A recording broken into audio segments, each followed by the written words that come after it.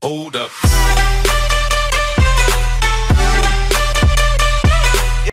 Как е стане YouTube? Първи епизод. Казва, правете се, че не сте играли никаква игра и сте играли по малко пъти. Това е първия шанс. Втория шанс. Да се правите, че сте някакъв голям и говорите така. Здравейте, приятели, аз съм Тора, ще играем на пила Майнкрафт. И трети въпрос. Правете се, че сте много заети. Да, мама, какво искаш? Нищо. Ето така. В този въпрос можете да спечелите малко лайкове и да станете половин ютубър. Другия избор е...